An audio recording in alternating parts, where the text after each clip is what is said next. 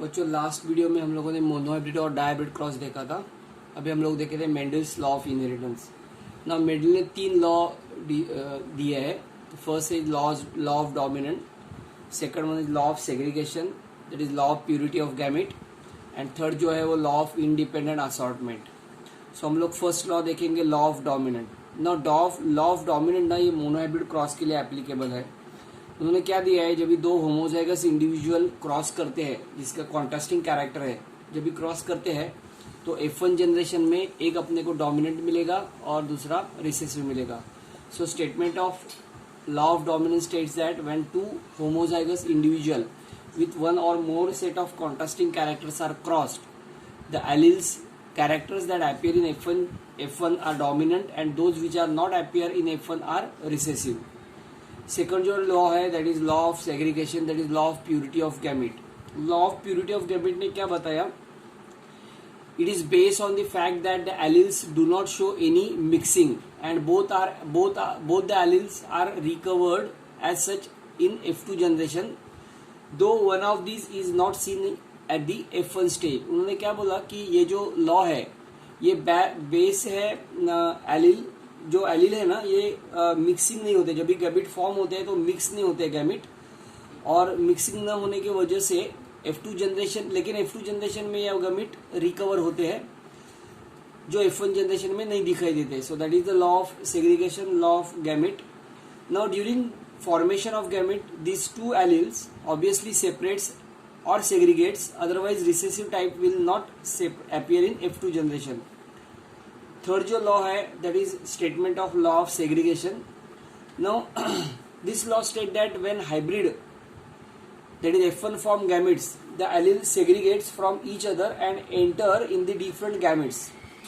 The gametes form are pure in that they carry only one allele, each either dominant allele और recessive allele। उन्होंने क्या बताया, ये law क्या है, जब भी F1 when hybrid F1 gamete form होते हैं तो एलिल सेग्रीगेट होते हैं from each other and enter into different gametes. So gametes जो फॉर्म होगा वो pure in they carry only one allele from एक ही पेरेंट से एक कैरेक्टर्स वो कैरी करते हैं, एलिल गैमेट कैरी करते हैं। Hence this law is also known as law of purity of gamete। इस लॉ को हम लोग लॉ ऑफ प्यूरिटी गैमेट के नाम से जानते हैं। नाउ तीसरा जो लॉ है ना that is law of independent assortment. Independent assortment का मतलब क्या है, वो इंडिपेंडेंटली अलग हो जाते हैं। So this law based on dihybrid cross, it is basic principle of genetics developed by the Mendel. Now it describe how different genes और alleles present on separate chromosomes independently separated from each other। जो भी chromosome के ऊपर gametes है वो independently separate होते हैं। जब भी गैमेट फॉर्म होता है तभी, जब भी गैमेट फॉर्मेशन होता है तभी ये इंडिपेंडेंटली सेपरेट होते हैं। So that is law of independent assortment. These alleles are then randomly unite in fertilisation. बाद में सेपरेट होने वाले गैमेट फर्टिलाइजेशन में काम करते हैं। In dihybrid cross F2 phenotypic ratio is 9:3:3:1 indicate that the two pairs of characters behave independent of each other।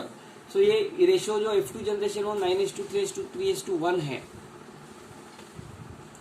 it can be conclude that, अभी इसमें क्या कंक्लूड किया कि two characters under consideration are assorted independently, वो independently अलग होते हैं and give rise to different combination। मतलब क्रोमोसोम में जो जीन्स है वो अलग अलग होते हैं और अलग होके न्यू जेनेटिक रिकॉम्बिनेशन दिखाते हैं। That is law of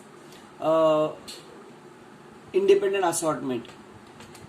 now statement of law of independent assortment क्या बताया, the law states that when hybrid possessing 2 और मोर पेयर ऑफ कॉन्ट्रास्टिंग कैरेक्टर्स, 2 या 2 से ज्यादा कॉन्ट्रास्टिंग कैरेक्टर्स फॉर्म्स गैमेट, जब ये गैमेट फॉर्म करते हैं तो factors in each pair segregate independently. हर एक में से एक एक फैक्टर्स इंडिपेंडेंटली सेग्रीगेट होता है पेयर में।